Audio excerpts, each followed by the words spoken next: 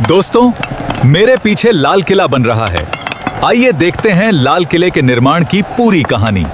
तो पूरा वीडियो देखें और चैनल को सब्सक्राइब करें।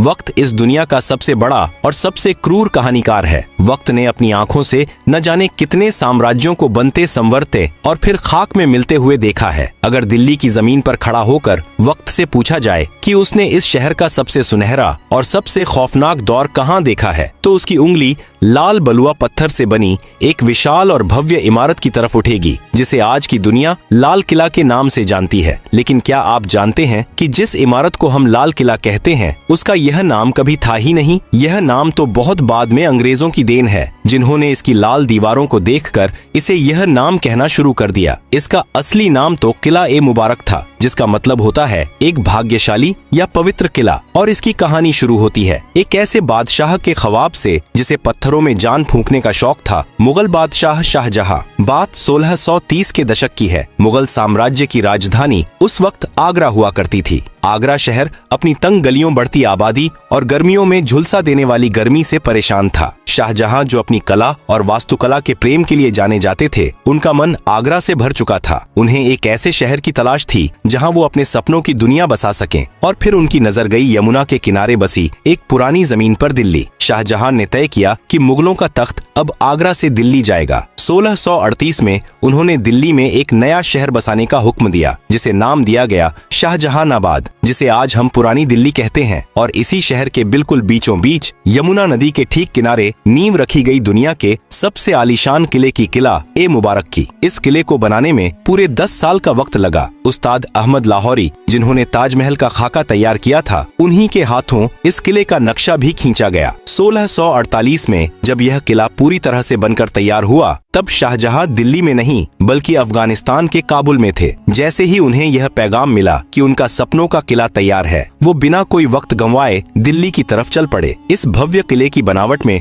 जो सबसे खास चीज थी, वो थे इसके दरवाजे। लाल किले के 2 सबसे मुख्य प्रवेश द्वार हैं, दिल्ली दरवाजा और लाहौरी दरवाजा। दिल्ली दरवाजा वह द्वार था जहां से निकलकर शाहजहां अक्सर जुमे की नमाज अदा करने जामा मस्जिद जाया करते थे। लेकिन किले का सबसे अहम और शाही दरवाजा था लाहौरी दरवाजा। इसका नाम लाहौरी इसलिए पड़ा क्योंकि इसका मुंह लाहौर शहर की तरफ खुलता था। मुगलों के द्वार में आगरा, दिल्ली और लाहौर, ये तीनों शहर सत्ता के सबसे बड़े केंद्र थे। लेकिन आज जब आप लाहौरी दरवाजे को चांदनी चौक की तरफ से देखते हैं, तो आपको दरवाजा सीधा नजर नहीं आता, बल्कि उसके आगे एक बड़ी सी दीवार नजर आती है। यह दीवार शाहजहां ने नहीं बनवाई थी, इसे बनवाया था उनके बेटे और मुगल बादशाह औरंगजेब ने। औरंगजेब को लगता था कि लाहौरी दरवाजे से बाहर खड़ा होकर कोई भी आसानी से किले के अंदर की हलचल, यहाँ तक कि दीवान ए आम को देख सकता है। किले की सुरक्षा को बढ़ाने के लिए उसने दरवाजे के ठीक आगे एक घुमावदार दीवार खड़ी कर दी। उस वक्त शाहजहां अपने ही बेटे औरंगजेब द्वारा आगरा के किले में कैद थे। जब उन्हें पता चला कि औरंगजेब ने लाहौरी दरवाजे के आगे दीवार खड़ी कर दी है, तो उन्होंने भारी मन से औरंगजेब को एक खत लिखा था। उस खत में शाहजहां के अल्फाज कुछ यूं थे, बेटे, तुमने यह दीवार खड़ी करके किले को सुरक्षित नहीं किया है, बल्कि तुमने किले रूपी दुल्हन के चेहरे पर घूंघट डाल दिया है। इसी वजह से इतिहास में इस दीवार को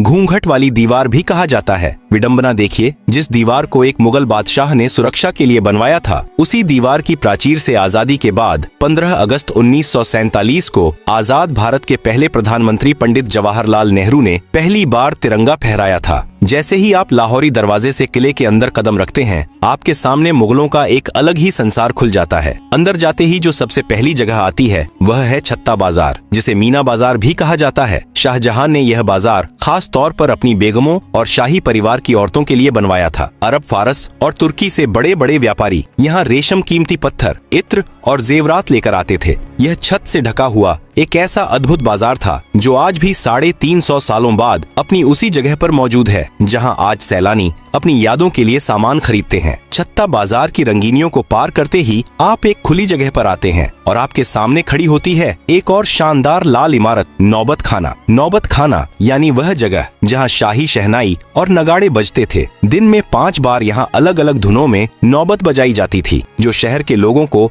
वक्त का अंदाज देती थी। जब भी कोई बड़ा शाही मेहमान या खुद बादशाह किले में आते थे, तो इसी नौबत खाने से नगाड़ों की गूंज पूरी दिल्ली में यह ऐलान कर देती थी कि शहंशाह तशरीफ ला रहे हैं। यह वही नौबत खाना है जहां बाद के मुगल काल में सत्ता के खूनी खेल खेले गए और जहां बादशाह जहांदार शाह और फर्रुखसियर का कत्ल किया गया था। नौबत खाने की खूनी और संगीतमय दहलीज को पार करते ही आपके सामने एक विशाल और खुला हुआ प्रांगण आता है। यह वह जगह थी जहां मुगल सल्तनत की आवाज गूंजा करती थी। लाल बलुआ पत्थर के भव्य और नक्काशीदार खंभों पर टिका यह मंडप दीवान ए आम कहलाता है। नाम से ही स्पष्ट है कि यह वह दरबार था जहां एक आम इंसान, एक फकीर या एक किसान भी अपने बादशाह के सामने अपनी फरियाद लेकर आ सकता था। दीवान ए आम के बिल्कुल बीचों बीच दीवार के साथ सटा हुआ संगमरमर से बना एक बेहद खूबसूरत और ऊंचा झरोखा सिंहासन है। जब शाहजहां या मुगले आजम यहाँ बैठते थे तो उन्हें पूरे दरबार का साफ नजारा दिखता था। इस भव्य सिंहासन को नशेमन ए जिल ए इलाही कहा जाता था, जिसका शाब्दिक अर्थ है धरती पर ईश्वर की परछाई का निवास। मुगल बादशाह खुद को खुदा का नुमाइंदा मानते थे और यह सिंहासन उसी रुतबे का प्रतीक था। इस ऊंचे सिंहासन के ठीक नीचे संगमरमर का एक शानदार चबूतरा रखा हुआ है। यह वह जगह थी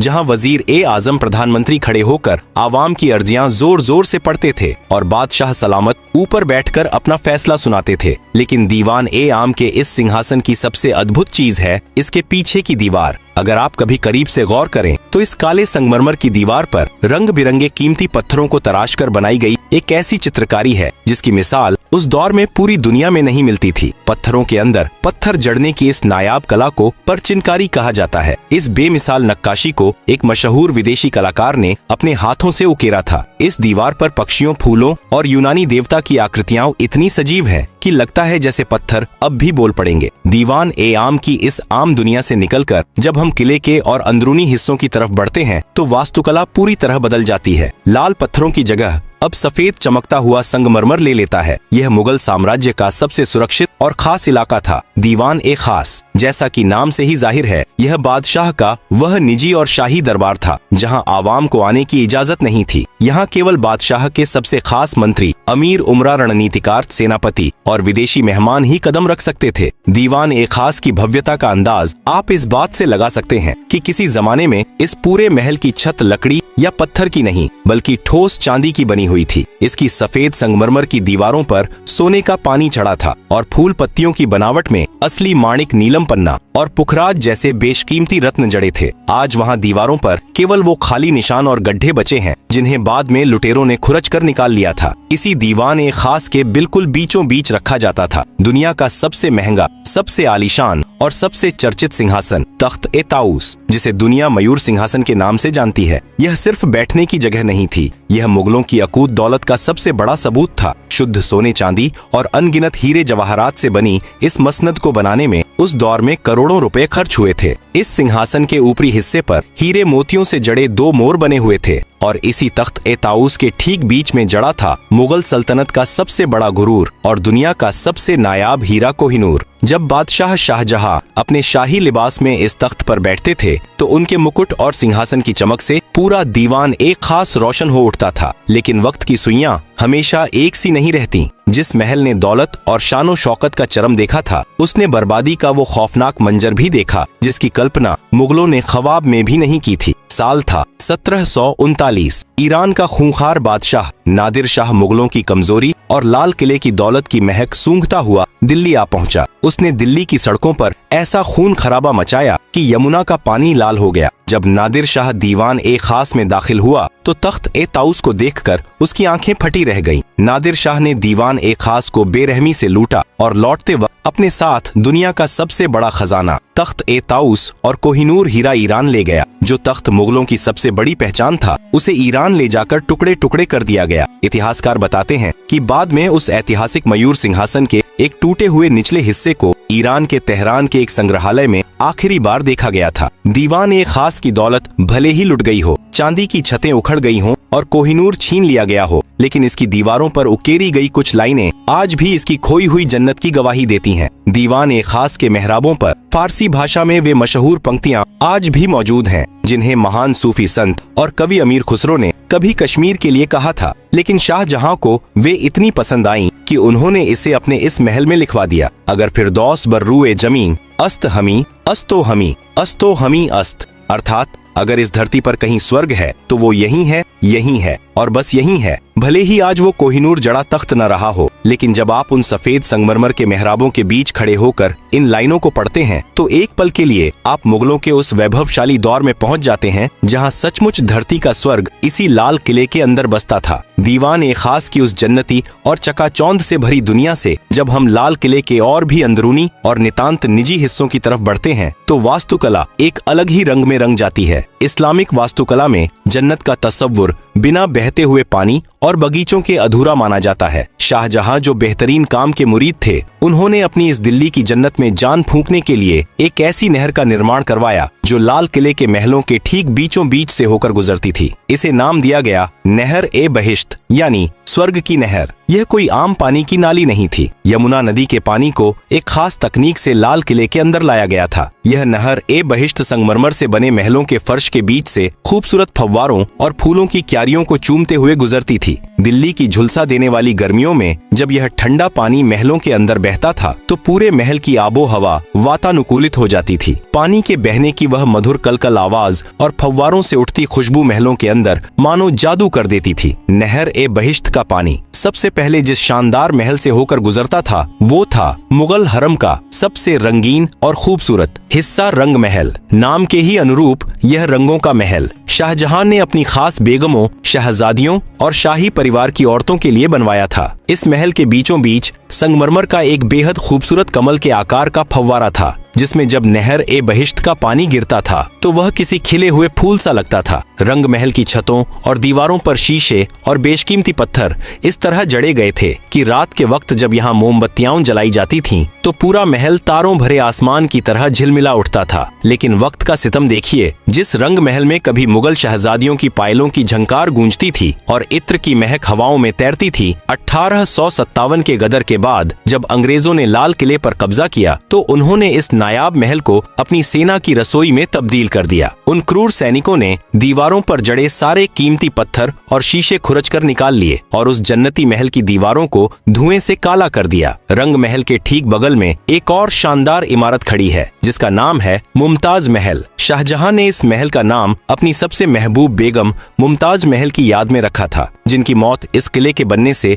कई साल पहले ही हो चुकी थी। मुमताज महल भी शाही औरतों का ही निवास स्थान था। यहाँ की निजता इतनी सख्त थी कि मुगल बादशाह और कुछ खास शहजादों के अलावा परिंदा भी यहाँ पर नहीं मार सकता था। लेकिन इस महल की तकदीर में भी एक गहरा दर्द लिखा था। जिस महल को प्यार की निशानी के तौर पर बनाया गया था, अंग्रेजों ने उसे ही एक खौफनाक कारागार में बदल दिया था। आजादी की लड़ाई में न जाने कितने ही क्रांतिकारियों ने इन संगमरमर की दीवारों के पीछे बेड़ियां पहनी थीं। शाही औरतों के इन महलों के पास ही मुगल बादशाह का अपना सबसे निजी और खास महल था जिसे खास महल कहा जाता था। यह शाहजहां का अपना निजी महल था जिसके 3 मुख्य हिस्से थे। पहला था तस्बीह खाना, जहां बैठकर बादशाह अपने खुदा की इबादत करते थे, तस्बीह माला पढ़ते थे। दूसरा कमरा था ख्वाबगाह यानी सपनों का घर, जो मुगल बादशाह का निजी शयन कक्ष था। और तीसरा हिस्सा था बड़ी बैठक, जहां बादशाह अपनी फुर्सत की घड़ियों में आराम फरमाते थे और अपने सबसे करीबियों के साथ वक्त बिताते थे। इमारतों की इन भूल भुलैया से निकलकर जब आप किले के उत्तरी हिस्से में जाते हैं तो वहाँ मुगलों का एक विशाल और जन्नत नशीन बगीचा हुआ करता था जिसे हयात बख्श बाग कहा जाता था।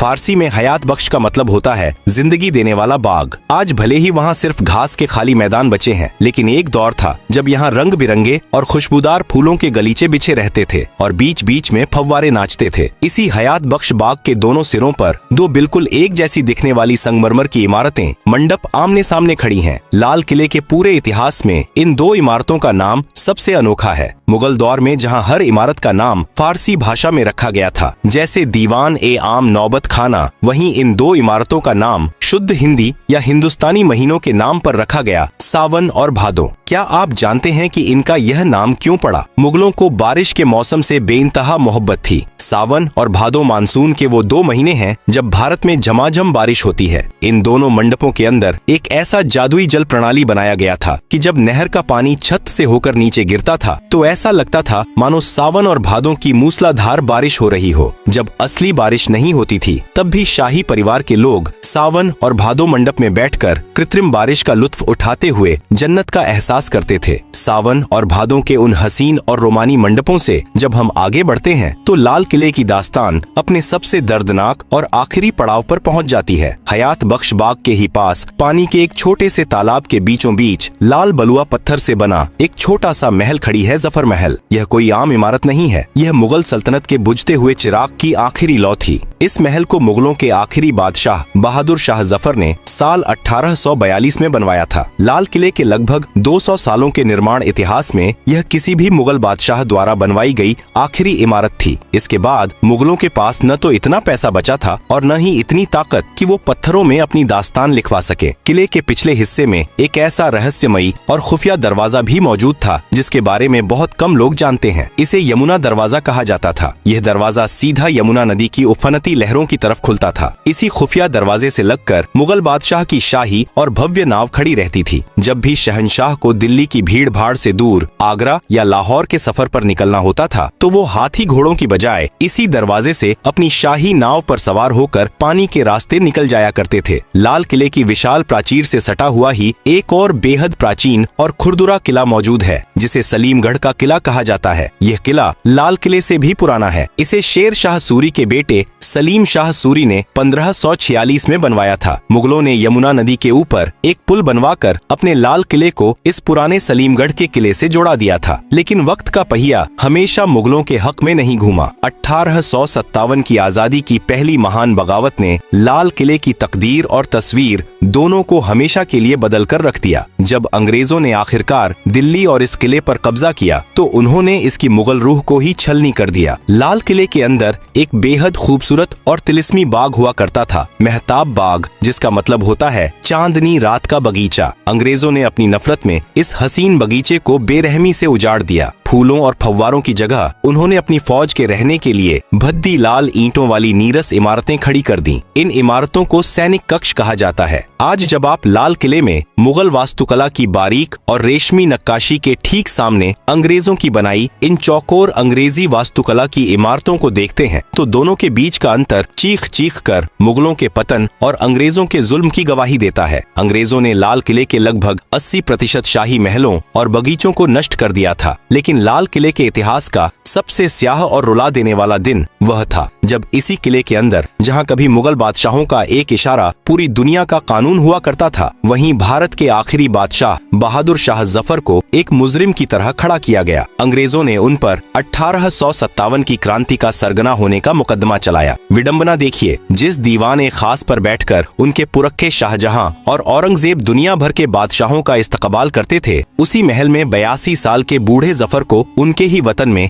देशद्रोही करार दे दिया गया। सजा के तौर पर अंग्रेजों ने इस बूढ़े बादशाह को काले पानी की सजा देकर हिंदुस्तान से निकाल दिया और पड़ोसी देश के रंगून शहर में कैद कर दिया। एक बादशाह जिसके पुरखों ने इस महान देश पर सदियों तक राज किया, उसे अपनी आखिरी सांसें एक अनजान देश की सीलन भरी कोठरी में लेनी पड़ी। रंगून की उसी कैद में अपनी मौत का इंतजार करते हुए जब शायर बहादुर शाह जफर की आंखों के सामने दिल्ली और लाल किले का अक्स उभरा तो उनके आंसू छलक पड़े। उन्होंने अपनी आखिरी गजल में अपने टूटे हुए दिल का दर्द इन अमर पंक्तियों में पिरो दिया। कितना है बदनसीब जफर दफन के लिए, 2 गज जमीन भी न मिली को। ए यार में, यानी ए जफर तू कितना बदनसीब है कि तुझे मरने के बाद दफनाने के लिए अपने महबूब वतन की मिट्टी में 2 गज जमीन भी नसीब नहीं हुई। यह लाल किला सिर्फ ईंट गाड़े और लाल पत्थरों से बनी कोई बेजान इमारत नहीं है। अगर इस किले ने मुगल सल्तनत के उस चमकते हुए सूरज को आसमान की बुलंदियों को छूते देखा है तो इसने उसी सूरज को अपनी ही आंखों के सामने बेबस होकर डूबते हुए भी देखा है। सत्ता के खूनी संघर्षों से लेकर नादिर शाह की लूट और आजादी की लड़ाई तक लाल किला न जाने कितने तूफानों का इकलौता और खामोश गवाह है। इसके इसी ऐतिहासिक और सांस्कृतिक महत्व को पूरी दुनिया के सामने झुककर सलाम करने के लिए साल 2007 में अंतर्राष्ट्रीय धरोहर संस्था ने इसे विश्व धरोहर स्थल घोषित कर दिया। आज जब हम 15 अगस्त को इस किले की प्राचीर पर आजाद भारत का तिरंगा शान से लहराते हुए देखते हैं तो उन लाल दीवारों में दफन इतिहास की अनगिनत कहानियां खामोशी से हमें देख रही होती हैं और मानो कह रही होती हैं, वक्त से बड़ा कोई शहंशाह नहीं होता।